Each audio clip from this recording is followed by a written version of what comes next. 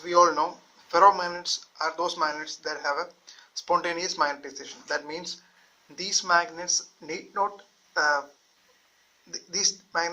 need any external magnetic field to induce any magnetization in it, because ferromagnets are already magnetized magnets. They have an intrinsic magnetic field associated with it, and they are because they have a spontaneous magnetization. So how these ferromagnets get this magnetic property? In order to explain that, first Weiss introduced a theory known as Weiss theory, and in that theory he proposed that the origin of magnetic moment, or the permanency of magnetism in a ferromagnet was due to the molecular field. Okay, and molecular field was due to the dipole interaction between parallelly aligned magnetic atomic dipoles, and so molecular field is due to a dipole interaction. So that was Weiss concept, and using that concept he reduced a formula that the magnetic field generated will be equal to lambda into m. M is the magnetization and lambda is the Weiss constant. But while analyzing the experimental results, we were able to see that the dipole interaction were very feeble to explain the Weiss constant or the molecular field. Okay, that dipole interaction were very weak when compared to the real molecular field that exists inside a ferromagnet. So if we want to explain molecular field, dipole interaction were insufficient. So in that context, Heisenberg came up with another concept, that was a exchange interaction. So exchange interaction comes as a consequence of Pauli's exclusion principle. So Pauli's exclusion principle states that no two fermions can have the same quantum number, and in our case we are dealing with electrons, and two electrons can't have the same spin state. So that's what essentially Pauli's exclusion principle says. And why Pauli's exclusion principle should place such a difficulty of not having a same quantum number for two electrons, and in order to explain that difficulty, or the difficulty that the Pauli's exclusion principle brings in to a quantum mechanical system, leads to the origin of exchange interaction, or exchange interaction is a cause of Pauli's exclusion principle, or vice versa. We can say both ways. So we can say we can't change the relative orientation of two spins without changing the spatial distribution of charge. Okay, so for a given spatial distribution of charge, for charges are arranged in a particular arrangement, and for this arrangement we should obey the Pauli's exclusion principle. And if we want to change the orientation of spins within these charges, okay, so exchange interaction shows a relation between the charge distribution and spin. Okay, and if Pauli's exclusion principle says states that the quantum mechanical system can't have two electrons can't have the same spin system. So if we want to change the spin orientation, we should change the spatial distribution of charge. So Pauli's exclusion principle leads to the existence of some interaction between atoms that prevents violation of Pauli's exclusion principle. So and that some force, that existence of some force that prevents violation of Pauli's exclusion principle is essentially the exchange interaction. Okay, imagine a ferromagnet that's placed in a 0 Kelvin temperature. So it will be at its ground state or the system will be, the ferromagnetic system will be at its lowest energy, and so it's called the ground state. And in that ground state, as shown in the first figure, all the spins will be arranged in uh, one particular direction. And here we have chosen the up spin state. So all spins are parallel here. And if we say, if we are going to raise the temperature from 0 Kelvin to some say 2 Kelvin, so there will be an addition of energy into that system. So in the following discussion, we are going to analyze the change in how the change in energy, or energy due to a change in temperature, or so the addition of some kind of energy may change the magnetization of this ferromagnetic system. So we are going to understand how a change in temperature will cause change in the magnetization of the system. So now we have increased temperature from 0 Kelvin to 2 Kelvin. So there will be a change in magnetization, and that change in, or the change in energy, there will be change in energy from ground state to a higher energy state, and that change in energy can be represented by change in the spin system, change in the spin arrangement. So in the second figure, we are seeing an inversion of a spin in that spin system. So when in the first figure we see all spins are aligned parallelly, so that shows a ground state, and when the temperature is increased, we are moving from ground state to a upper energy state, and that's denoted by a change in spin, or an inversion in one spin. The change in one spin can be represented as change in the entire spins. So we are redistributing that change in one spin to the entire spins available in the system. So all those spins can be changed little bit to incorporate the change in one spin. So in order to incorporate that change in one spin, all those spins will be changed a little bit, or they can be said to undergo a precision about their alignment. And that is what is shown in the third figure. Here the top figure shows the precision that is undergone by the spins, or the spin alignments, and the bottom figure shows the top view of the first figure. Now we can infer from this figure that the precision that is undergone by, or the change in alignment that each of the spins have done in order to incorporate that change in one spin, can be represented as a wave. So in the bottom figure we can be seen that the change in spin, so we have done all these to show a change in spin. So that process that we have undergone to show a change in spin can be represented as a wave. And in the second figure we have a wave. In the second figure we have a wave that is showing that change in spin. So this wave is called a spin wave, and now a quanta of this spin wave is called a magnon. So here we are going to study the change in magnetic property due to a change in temperature. That change in temperature gave rise to some additional energy into the system, and that took it from a ground state to an upper energy state, and that upper energy state can be represented as a change in spin, inversion of one spin, and inversion of one spin can be represented as a small change to the entire spins that are available in the system. And while representing it as a change in a small change in the entire spins, we can represent the change as a spin wave, and a quantized spin wave is called a magnon.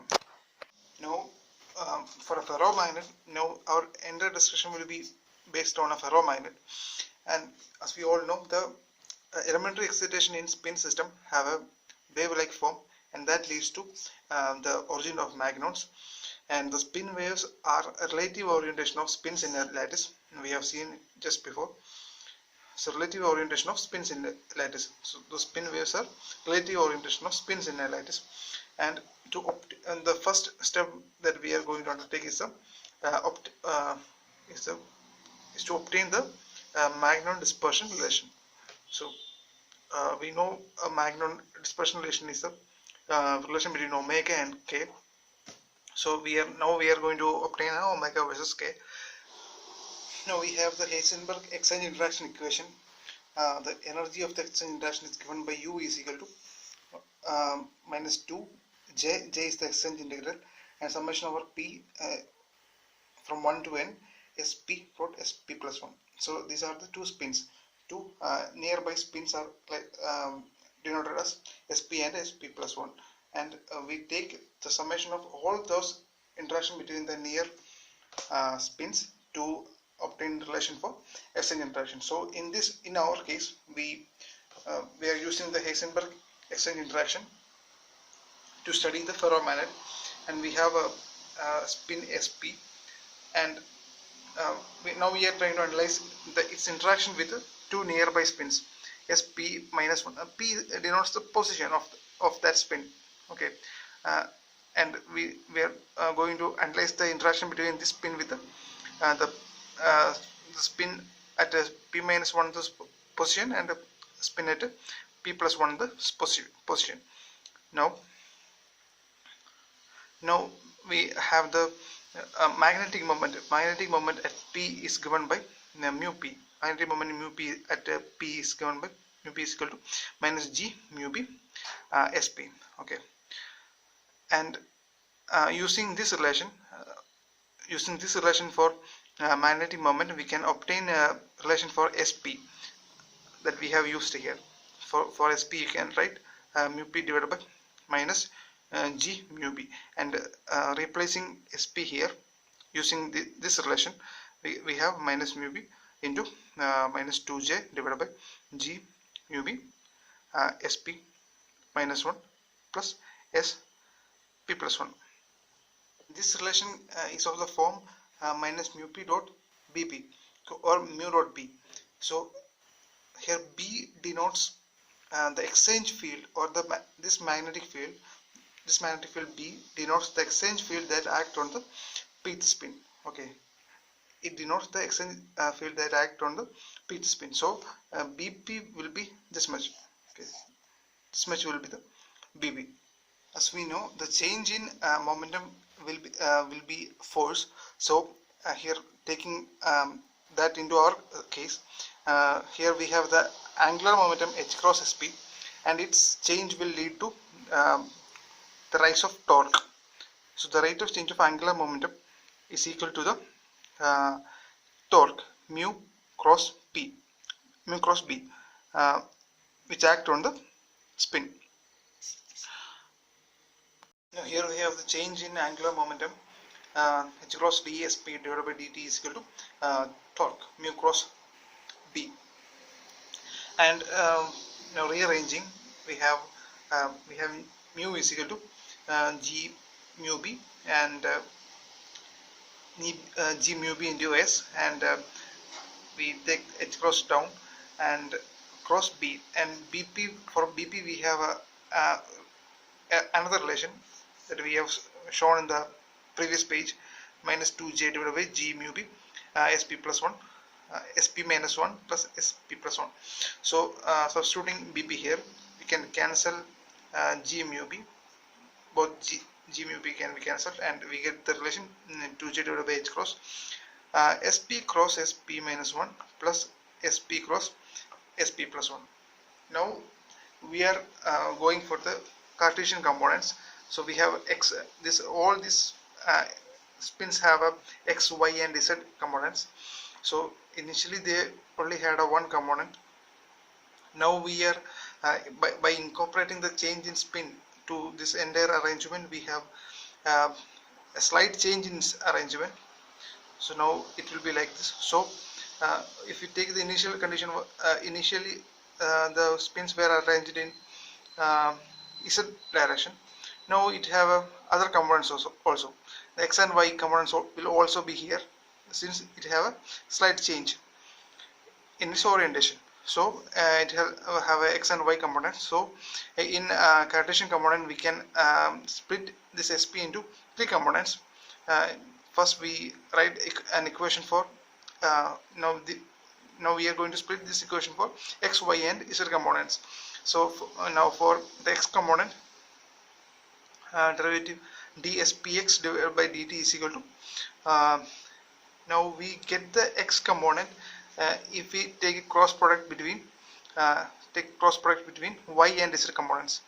If we take cross product between y and z components, we will get the x component, and using that logic we are taking the all the combinations for y and z. So here we take the combination between y and z. So SP have a combination between the p and p minus 1 position we have a yz combination, and with the p plus 1 position we have yz combination, and now alternatively we have combination between z and y. So it will have a minus I or minus x component. So we have a minus here, and z and y relations are taken here, just like p plus 1 and with the p, and here p with the p minus 1 and p plus 1. So all the yz components are all their cross product combinations are taken to obtain sx component. Now similarly we can obtain the sy component by taking the xz combinations, and sz component by taking the xy combinations. Now let's assume that the sx and sy components are very small compared to the s component or the principal component or the sz component. The initial component was, I told you earlier that the initial component was sz, or the initial spin was aligned in the z direction. So when comparing to this sz component, the sx and sy components are very small. So taking the sz component as s, and we are going to ignore the combinations of x and y, sx and xy components. I will tell you later about this. Okay, now we are rewriting this equation according to these conditions. So derivative with respect to t for sx is given by 2j, and we take the s component, z component as s. So we have s here, we have s here, and we have another s here. So here we take 2s into sy minus s into sy p minus 1 plus sy p plus 1. So now we are going to take s outside, so 2js by h cross. So if we take s outside, we have a 2sy left here, and we wrote 2sy here, and we have sy p minus 1 and sy p plus 1 left here, so we wrote both of them here. Okay, now for dsy, now for the y component of the s. Okay, now for the y component we have minus 2js divided by h cross. Similarly, following this same pattern, we can obtain the other relation for sy. Now for the third component sz, we will have an equation like this, but the components will be sx and sy. So we will have cross products for sx and xy components, and I told you earlier that we ignore this component because they are very negligible, and so we get a 0 here. Now we have these two equations, and now we have to find a solution. Now we take a solution for these two that satisfy these two equations as sxp is equal to u e raised to I p ka minus omega t, and syp is equal to v e raised to I p ka minus omega t, and p is the integer I have told you earlier, k is a wave vector, a is a lattice constant. Now we have the relation for sx P and SYP, and now we are substituting the solutions we have obtained for SXP and SYP. So for SXP we have U a raised to IPK minus omega t, and doing the derivation, we taking the derivative, we get minus I omega u e raised to IPK minus omega t.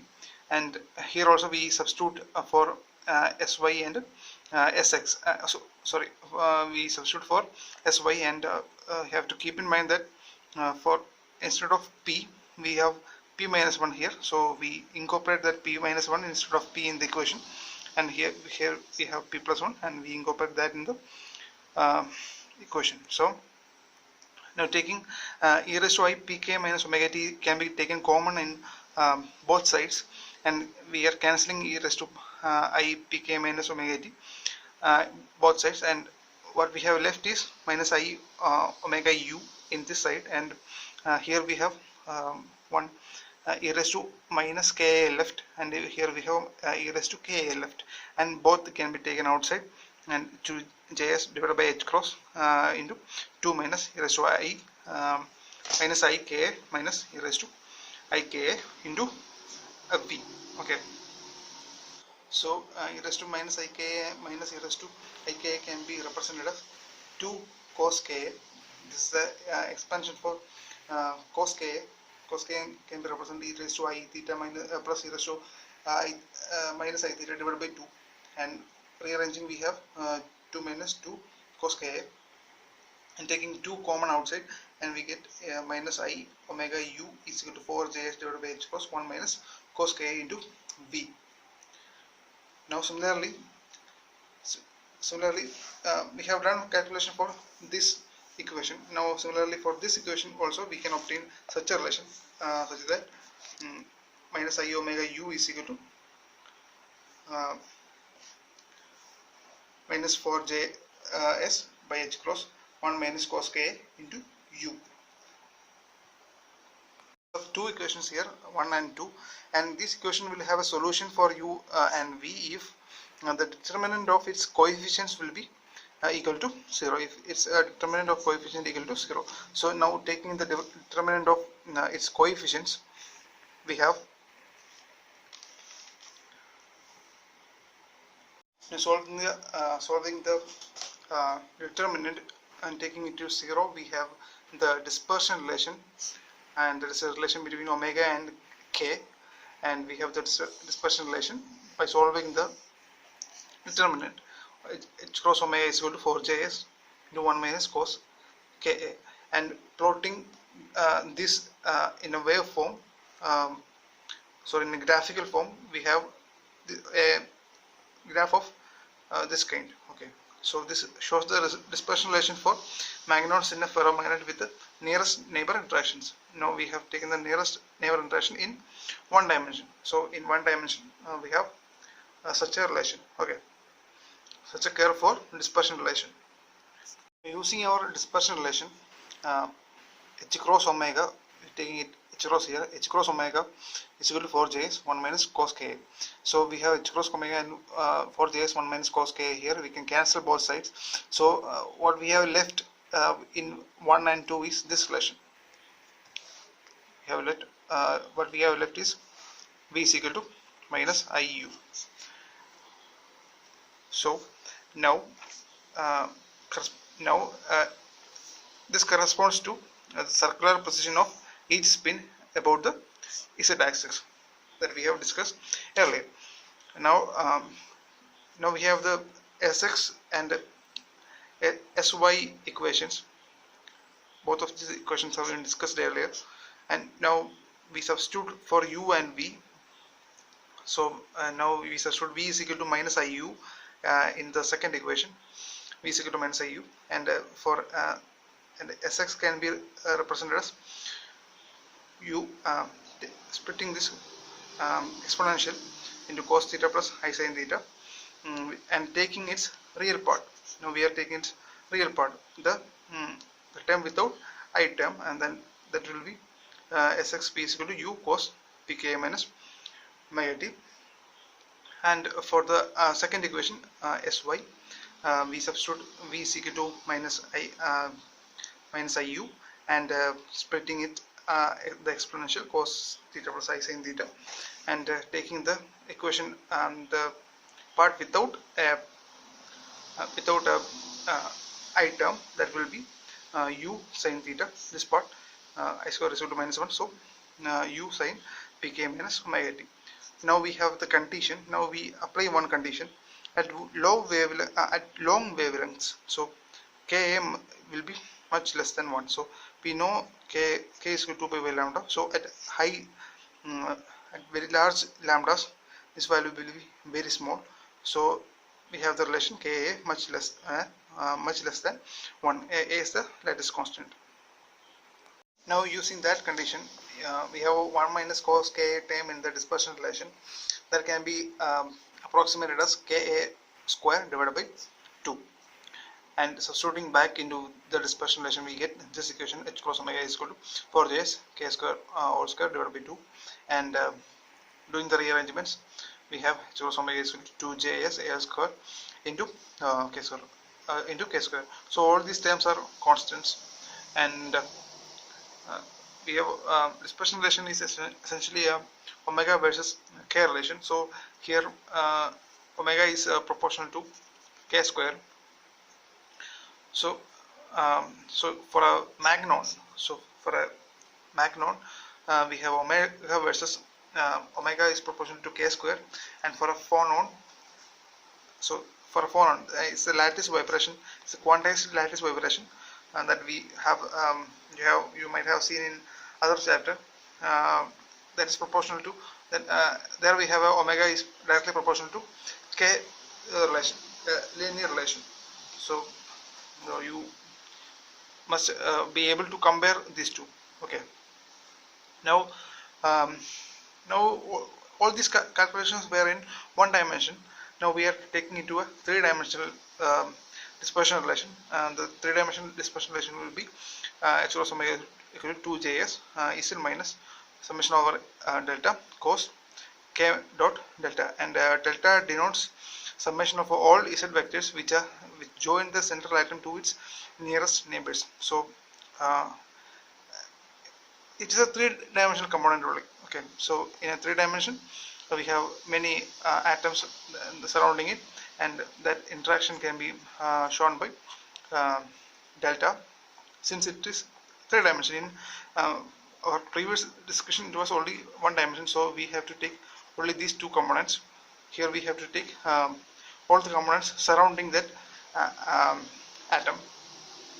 Now again we are applying the condition K at long wavelength limit, so 2 pi by lambda, and K will be very much less than 1. So again this equation collapses to h cross omega is equal to 2js a square into k square for all 3 cubic lattice. For FCC, BCC and ASC, we have the dispersion relation showing the same equation: h cross omega is equal to 2j s a square to k square, and this term can be called D, and D is a spin wave. Its name is spin wave stiffness. Now we are going to discuss the quantization of spin waves. And as we all know, a ferromagnet will have a large number of spins aligned in a particular direction, say Z direction, and the total spin quantum number of that system, if the system have a 4 spins, the total spins will be total spin quantum number will be 4s, and if it have n spins aligned, it have the total spin quantum number will be ns. This is the ground state condition, and if this in this ground state condition some additional energy comes in, and there is a change in spins, say one spin get inverted, then it gives rise to a spin wave. So this inversion of a spin gives rise to a spin wave, and so the creation of a spin wave means um, a change in spin or the excitation of that ferromagnet from a ground state to a excited state.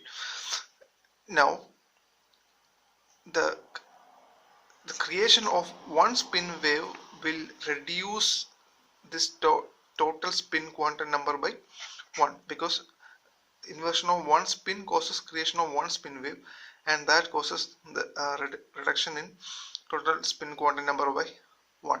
And if you have two spin waves, that means inversion of two spins, and therefore will be a decrease in total spin quantum number by 2, ns minus 2, and it will proceed as this pattern. So initially we considered every spins aligned in the z direction.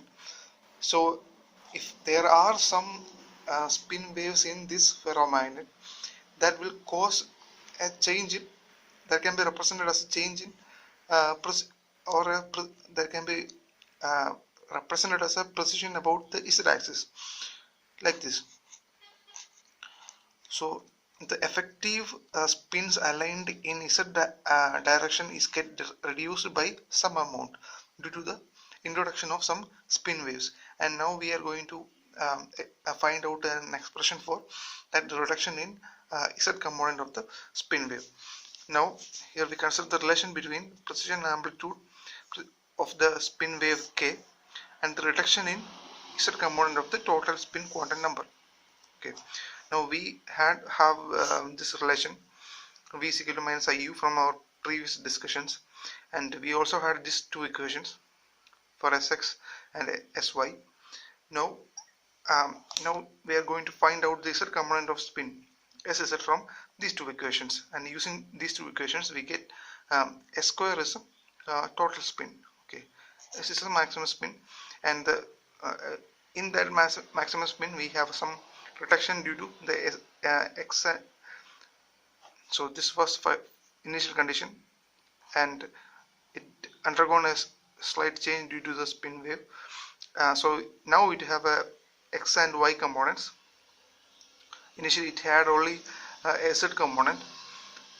So due to that sx and sy components, there will be a change from that s value that it had initially. So that can be expressed as now the new sz value. Okay, initially sz was equal to s.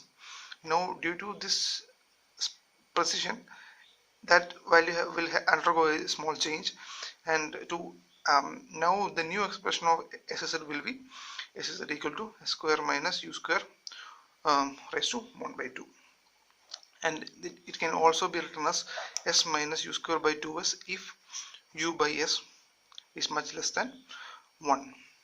Okay, now it can be now we are this is a condition for one spin only. Okay, we took this equation for one spin only. If we have n spins associated with this ferromagnet, so we can multiply n throughout. So n sz will be equal to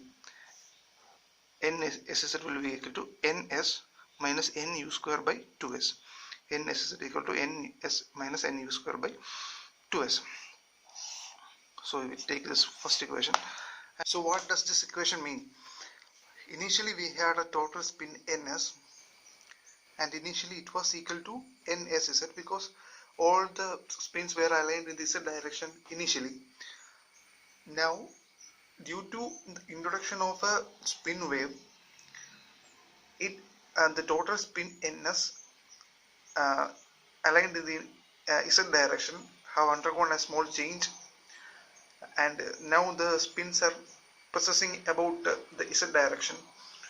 So there will be a change in the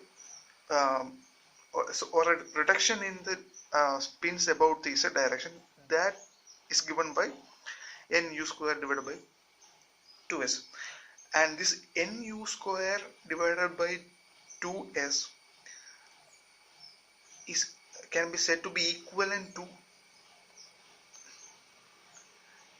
ns minus nk, or the reduction in this nu square minus 2s is equivalent to the reduction in uh, spin component about the z direction. And who causes it? It is caused by inversion of one spin, and that inversion of one spin is denoted by a spin wave, and a quantized spin wave is given by, or we can call a quantized spin wave, or a inversion of one spin can be denoted by a one spin wave, and that one spin wave is a quantized spin wave, and we call a quantized spin wave as a magnon. So this equation can be written as n square minus nk, because nk is the number of magnons, or the change in spins that have undergone in this system. And so ns minus nk is equivalent to ns minus nu square by 2s, and we can call this term as the number of magnons, or the number of spin waves that are present inside the system.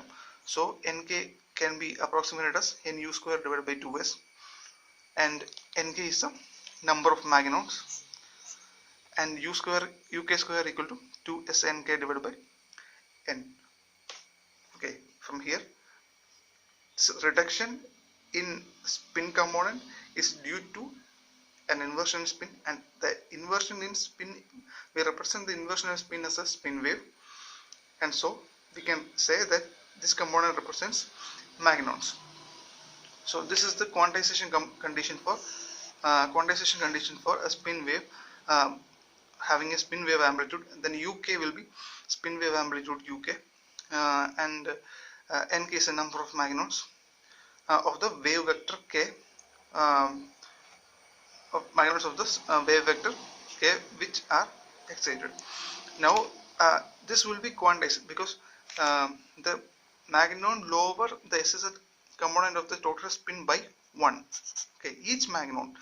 So each magnon decreases the SZ component by 1, and we conclude that the initial total value of the SZ component was S, and now after introducing magnons it have a SZ component, and the difference between these two will be integers having value 1, 2, 3, value etc. Okay. Now according to the Heisenberg model, take the interaction between two spins at a SP and SP plus 1, that can be represented as the exchange interaction equation Ex equal to minus 2 JE is exchange integral SP dot SP plus 1, and it can be represented as minus 2 JE S square cos phi, and this cos phi is a phase between two successive, we have two positions here, and the phase between that two spins, we have two spins here, they are precessing, and the phase difference between those two spins are represented by phi. Okay, two adjacent spins are precessing, and the two adjacent spins are precessing, and the phase difference between the spins of that, or the positions of that two spins about the z axis is given by phi. And now we are going to understand in detail about this phi. Okay, now this equation, this diagram gives a intuitive picture about the processing spins. So we have the first spin here SP, and other spin SP plus 1, and the phase difference between them is denoted by phi. And from the top view we can see this u, this vector u is the amplitude of the spin wave, as we have discussed it before. It's the amplitude of the spin wave. Now you can understand it from this diagram, and the phase between those amplitudes is given by Ka, and that can be comes from this equation. Sx is given by u raised to I p Ka minus omega t, and for p s of p plus 1 we can rewrite this equation as raised to I p plus 1 Ka minus omega t. So the difference between Sp and Sp plus 1 will be 1 plus 1 Ka, or e raised to Ka, and e raised to Ka is a phase difference, and that phase, so the Ka will be the phase difference between Sp and Sp plus 1. So while expanding these two equations, this equation we get a phase difference of Ka, and that is denoted here. Now we have a dotted line here, and now we are going to find out the relation between phi and this Ka.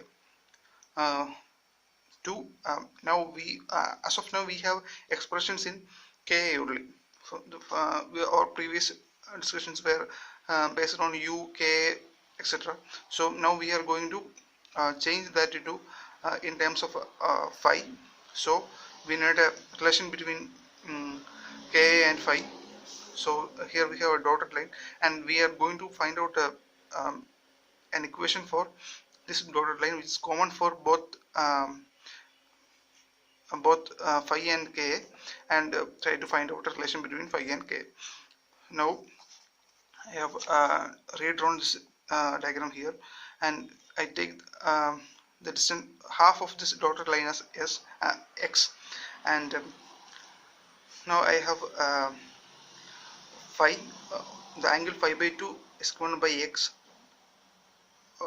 Okay, and now I am taking sine phi by 2, which will be opposite angle x divided by hypotenuse Sp, and I take the spin as s, and it will be given by x will be given by s sine phi by 2, and if I want to take the full length, we have to take 2s sine phi by 2 is equal to 2x. Now alternatively we can say about this x distance using this triangle also. So sine Ka by 2 is given by x divided by the x divided by u. U is the spin wave amplitude, and so you can write the total distance 2x as 2u sine Ka by 2. So both these we have two equations, so we can equate these two equations. 2u sine Ka by 2 equal to 2s sine phi by 2, and equating sine, we get sine phi by 2 is equal to u by s into sine Ka by 2, and if u by s is much less than 1, we can rewrite sine phi this equation as cos phi is equal to 1 minus 2 u by s all square sine Ka by 2, and our purpose was to substitute for cos phi in this equation in the exchange interaction equation. Now we have an equation for cos phi. Now we substitute that cos phi in this equation. Now that equation will become exchange interaction is equal to minus 2j the s square into 1 minus 2u by s whole square sine square Ka by 2. Now this was I took this explanation for interaction between two spins. Now we have a large number of spins. We have n spins in the system. Now we are going to extrapolate this discussion into n spin system. So that can be represented as exchange interaction is equal to minus 2j summation. Now we have n spins interacting, and substituting for now using our previous equation.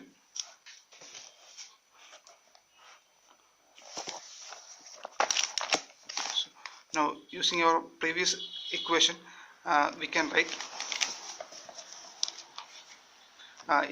exchange interaction is equal to minus 2j in n square for j in u square sine square Ka by 2. The only additional term is an n here, because we are consulting about the n spins. Now I can rewrite this equation 2 sine square theta is equal to 1 minus cos 2 theta. So using that equation, I can rewrite this equation as 2j in u square 1 minus cos Ka. Now this equation, in this equation, this represents the ground state system, ground state energy, and while due to some excitation, some additional energy added to that system, it was due to the exchange interaction, or it was due to the emergence of magnons or the spin waves in that system.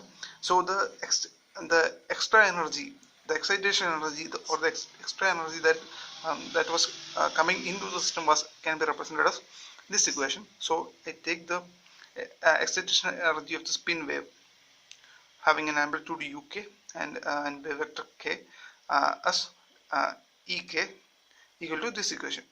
Now we have uk square equal to 2s nk divided by n. This we have seen in the previous discussion. Now substituting for uk square, I can cancel, and I get here ek is equal to 4j nk 1 minus cos k. But we know this equation. Okay. This is a dispersion relation for spin waves. So for JES 1 minus cos k is equal to h cross omega. Now substituting this for here, for in this equation, we get ek is equal to nk h cross omega. So what does that mean? We know this term comes as a result of origin of some spin waves in that system, in that ferromagnetic system. And now we have what we have obtained is that the energy associated with that spin wave is equal to nk h cross omega. So we can say that the magnons are quantized by how much they are quantized with the energy h cross omega. This is the energy for one quanta, and in that system, or in that spin wave having wave vector k, will have nk spin waves, nk magnons with energy, quantized energy h cross omega.